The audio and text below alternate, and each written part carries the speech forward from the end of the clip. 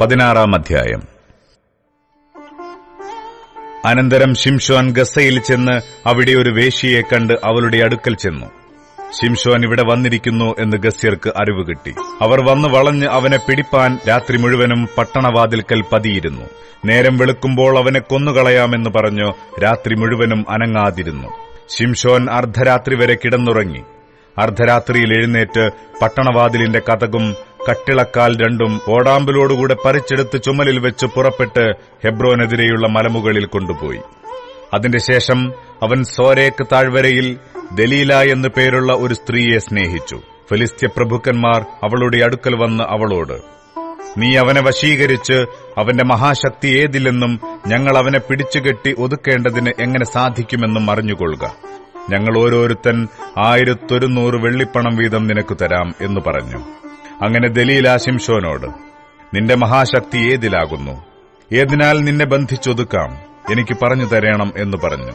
ശിംശോൻ അവളോട്, ഒരിക്കലും ഉണങ്ങാതെ പച്ചയായ 7 ഞാണുകൊണ്ട് എന്നെ ബന്ധിച്ചാൽ എന്റെ ബലം ക്ഷയിച്ച് ഞാൻ ശേഷം മനുഷ്യരെ പോലെയാകും എന്ന് പറഞ്ഞു. ഫെലിസ്ത്യ പ്രഭുക്കന്മാർ ഉണങ്ങാത്ത 7 പച്ചഞ്ഞാൺ അവളുടെ അടുക്കൽ കൊണ്ടുവന്നു. അവകൊണ്ട് അവൾ അവനെ ബന്ധിച്ചു. അവളുടെ ഉൾമുറിയിൽ പതിയിരിപ്പുകാർ പാർത്തിരുന്നു. അവൾ അവനോട്, ശിംശോനെ, ഫെലിസ്ത്യരിതാ വരുന്നു എന്ന് പറഞ്ഞു. ഉടനെ അവൻ തീ തൊട്ട ചണനൂൽ പോലെ ഞാണുകളെ പൊട്ടിച്ചു കളഞ്ഞു. അവന്റെ ശക്തിയുടെ രഹസ്യം വെളിപ്പെട്ടതുമില്ല. പിന്നെ ദലീല ശിംശോനോട്, നീ എന്നെ ചതിച്ച് എന്നോട് ഭോഷ്കു പറഞ്ഞു. നിന്നെ ഏതിനാൽ ബന്ധിക്കാമെന്ന് ഇപ്പോൾ എനിക്ക് പറഞ്ഞു തരണമെന്ന് പറഞ്ഞു. അവൻ അവളോട്, ഒരിക്കലും പെരുമാറിയിട്ടില്ലാത്ത പുതിയ കയർ കൊണ്ട് എന്നെ ബന്ധിച്ചാൽ എന്റെ ബലം ക്ഷയിച്ച് ഞാൻ ശേഷം മനുഷ്യരെ പോലെയാകുമെന്ന് പറഞ്ഞു. ദലീല പുതിയ കയർ വാങ്ങി അവനെ ബന്ധിച്ചിട്ട്, ശിംശോനെ, ഫെലിസ്ത്യരിതാ വരുന്നു എന്ന് അവനോട് പറഞ്ഞു. പതിയിരിപ്പുകാർ ഉൾമുറിയിലുണ്ടായിരുന്നു. അവനോ ഒരു നൂൽ പോലെ തന്റെ കൈമേൽ നിന്ന് അത് പൊട്ടിച്ചു കളഞ്ഞു. ദലീല ശിംശോനോട്, ഇതുവരെ നീ എന്നെ ചതിച്ച് എന്നോട് ഭോഷ്കു പറഞ്ഞു. നിന്നെ ഏതിനാൽ ബന്ധിക്കാമെന്ന് എനിക്ക് പറഞ്ഞു തരേണം എന്ന് പറഞ്ഞു. അവൻ അവളോട്, എന്റെ തലയിലെ 7 ജഡ നൂൽപ്പാവിൽ ചേർത്ത് നെയ്താൽ സാധിക്കും എന്ന് പറഞ്ഞു. അവൾ അങ്ങനെ ചെയ്ത് കുറ്റിയടിച്ചുറപ്പിച്ചും വെച്ച് അവനോട്, ശിംശോനെ, ഫെലിസ്ത്യരിതാ വരുന്നു എന്ന് പറഞ്ഞു. അവൻ ഉറക്കമുണർന്ന് നെയ്ത്തുതടിയുടെ കുറ്റിയും പാവും പറിച്ചെടുത്തു കളഞ്ഞു. അപ്പോൾ അവൾ അവനോട്, നിന്റെ ഹൃദയം എന്നോടുകൂടെ ഇല്ലായിരിക്കെ നീ എന്നെ സ്നേഹിക്കുന്നു എന്ന് പറയുന്നത് എങ്ങനെ? ഈ 3 പ്രാവശ്യം നീ എന്നെ ചതിച്ചു. നിന്റെ മഹാശക്തി ഏതിലാകുന്നു എന്ന് എനിക്ക് പറഞ്ഞു തന്നില്ല എന്ന് പറഞ്ഞു.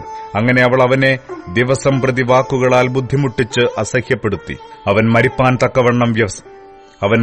തക്കവണ്ണം വ്യസനപരവശനായി തീർന്നിട്ട് തന്റെ ഉള്ളം മുഴുവനും അവളെ അറിയിച്ചു. ക്ഷൗരക്കത്തി എന്റെ തലയിൽ തൊട്ടിട്ടില്ല. ഞാൻ അമ്മയുടെ ഗർഭം മുതൽ ദൈവത്തിന് വ്രതസ്ഥനാകുന്നു. ക്ഷൗരം ചെയ്താൽ എന്റെ ബലം എന്നെ വിട്ടുപോകും. ഞാൻ ബലഹീനനായി ശേഷം മനുഷ്യരെ പോലെയാകും എന്ന് അവളോട് പറഞ്ഞു. തന്റെ ഉള്ളം മുഴുവനും അവനെ അറിയിച്ചു എന്ന് കണ്ടപ്പോൾ ദലീല ഫെലിസ്ത്യ പ്രഭുക്കന്മാരെ വിളിപ്പാൻ ആളയച്ചു. ഇന്ന് വരുവിൻ, അവൻ തന്റെ ഉള്ളം മുഴുവനും എന്നെ അറിയിച്ചിരിക്കുന്നു എന്ന് പറയിച്ചു. ഫെലിസ്ത്യ പ്രഭുക്കന്മാർ അവളുടെ അടുക്കൽ വന്ന് പണവും കയ്യിൽ കൊണ്ടുവന്നു. അവൾ അവനെ മടിയിലുറക്കി. ഒരാളെ വിളിപ്പിച്ച് തലയിലെ ജട 7 കളയിച്ചു. അവൾ അവനെ ഒതുക്കിത്തുടങ്ങി. അവന്റെ ശക്തി അവനെ വിട്ടുപോയി. പിന്നെ അവൾ, ശിംശോനെ, ഫെലിസ്ത്യരിതാ വരുന്നു എന്ന് പറഞ്ഞു. ഉടനെ അവൻ ഉറക്കമുണർന്നു. യഹോവ തന്നെ വിട്ടു എന്നറിയാതെ താൻ മുമ്പിലത്തെപ്പോലെ കുടഞ്ഞൊഴിഞ്ഞുകളയുമെന്ന് വിചാരിച്ചു. ഫെലിസ്ത്യരോ അവനെ പിടിച്ചു കണ്ണു കുത്തിപ്പൊട്ടിച്ച് ഗസ്സയിലേക്ക് കൊണ്ടുപോയി. ചെമ്പുചങ്ങല കൊണ്ട് ബന്ധിച്ചു. അവൻ കാരാഗൃഹത്തിൽ മാവ് പൊടിച്ചുകൊണ്ടിരുന്നു. അവന്റെ തലമുടി കളഞ്ഞ ശേഷം വീണ്ടും വളർന്നു തുടങ്ങി. അനന്തരം ഫെലിസ്ത്യ പ്രഭുക്കന്മാർ, നമ്മുടെ വൈരിയായ ശിംശോനെ നമ്മുടെ ദേവൻ നമ്മുടെ കയ്യിൽ ഏൽപ്പിച്ചിരിക്കുന്നു എന്ന് പറഞ്ഞ് തങ്ങളുടെ ദേവനായ ദാഗോന് ഒരു വലിയ ബലി കഴിപ്പാനും ഉത്സവം ആഘോഷിപ്പാനും ഒരുമിച്ചുകൂടി. പുരുഷാരം അവനെ കണ്ടപ്പോൾ നമ്മുടെ ദേശം ശൂന്യമാക്കുകയും നമ്മിൽ അനേകരെ കൊല്ലുകയും ചെയ്ത നമ്മുടെ വൈരിയെ നമ്മുടെ ദേവൻ നമ്മുടെ കയ്യിൽ ഏൽപ്പിച്ചിരിക്കുന്നു എന്ന് പറഞ്ഞ് തങ്ങളുടെ ദേവനെ പുകഴ്ത്തി.